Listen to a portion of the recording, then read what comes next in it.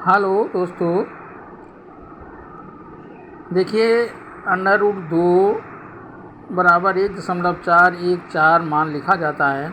√3 बराबर 1.732 लिखा जाता है।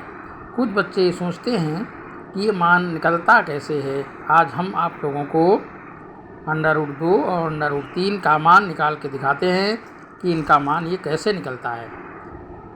हम क्या करते हैं, 2 का वर्गमूल निकालते हैं। ऐसे लाइन खींच लेते हैं, एक ऐसे ऊपर खींच लेते हैं। इसके बाद पॉइंट लगा करके हमें दशमलव के नीचे 3 अंक तक निकालना है, तो 3 का दूना कर लेंगे 6 जीरो हम बढ़ा लेंगे और इनके पेयर बना लेंगे ऐसे करके। अब इसका वर्गमूल निकालेंगे, 1 एकम 1 यहाँ लिख लेंगे और इसको घटा देंगे। घटाएंगे तो 1 आता है।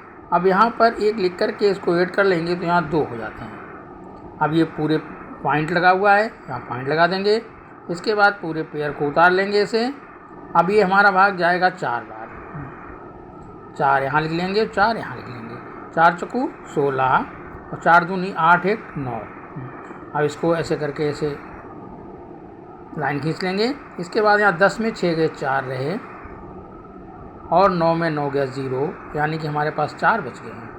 हम फिर पेयर पूर्व उतार लेंगे ऐसे करके पेयर को। 4 यहाँ लिख लेंगे, वही पहले वाली प्रक्रिया है, और इनको ऐड कर लेंगे तो 28 हो गए।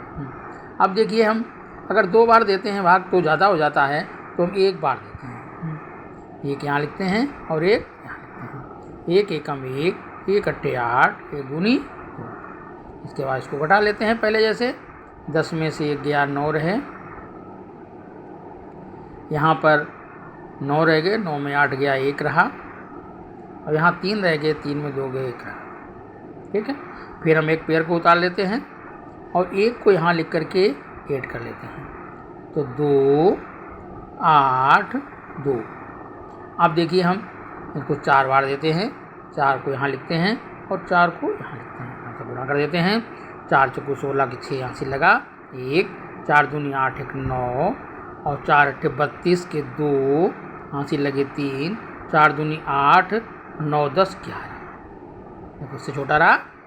अब इसको लाइन को थोड़ा और बड़ा कर लेते हैं ऐसे करके, और इस लाइन को ऐसे खींच लेते हैं।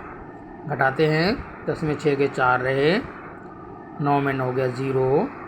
अब यहाँ 8 बच के, 8 में 2 गए 6 रहे, और यहाँ पर 0 अभी छोटी संख्या बच गई है, तो हमारा मान निकल आया है। क्या मान निकल आया?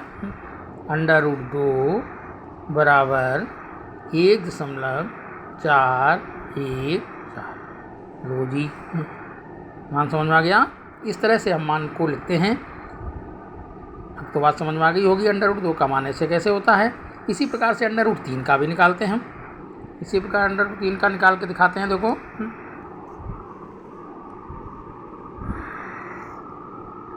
3 का हम वर्गमूल निकालते हैं ऐसे करके। ऐसे लाइन खींच लेते हैं, जैसे उसमें खींची थी ऐसे करके ऐसे लाइन खींच लेते हैं। इसके बाद इसमें भी वही पॉइंट लगाते हैं और 6 जीरो लिख लेते हैं। अभी हमने उसमें 6 जीरो लिखे थे, 3 2 5 और 1 6, और इसके जोड़े बना लेते हैं ऐसे करके। ये भी एक बार गया 1 एकम 1, तो 1 यहाँ पर लिख दिया, और ऐसे करके हमने इसको घटा दिया, 2 आ गए, और 1 प्लस करके ऐड कर लिया, तो यहाँ पर 2 आ गए। अब पॉइंट लगा दिया और एक पेयर को हमने उतार लिया। अब इसके बाद हमारा जाता है 7 बार। 7 यहाँ लिख लिए, 7 यहाँ लिख लिए। 7 सते 49 के 9 यहाँ से लगे 4, और 7 दूनी 14 4 18। इसके बाद घटा लेते हैं। 10 में 9 गए 1 रहा, 9 में 8 गए 1 रहा, और यहाँ पर कुछ नहीं रहा। फिर एक पेयर को उतार लेते हैं ऐसे करके। इसके बाद हमारा जाता है 3 बार। पहले तो यहाँ हम 7 लिख करके ऐसे करके ऐड कर लेते हैं, जैसे पहले हम किया। 7 दूनी 14 के 4 हासिल लगाइए 1 3 2 1 3। अब हमने क्या किया, अब भाग मेरा 3 बार गया, 3 को यहाँ लिख लेते हैं। 3 त्रिका 9, 3 चौकी 12 के 2 हासिल लगाइए 1, 3 त्रिका 9 1 10। इसको ऐसे लाइन करके घटा लेते हैं।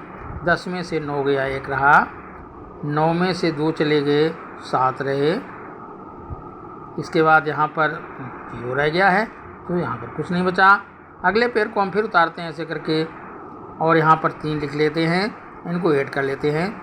3 3 6, ये 4 और ये 3। अब जाता है 2 बार, तो 2 बार यहाँ 2 यहाँ लिख लेते हैं, गुणा करते हैं। 2 दूनी 4, 2 छंग 12 के 2 वहाँ से लगाए 1, 2 4 को 8 1 9 और 2 3 6।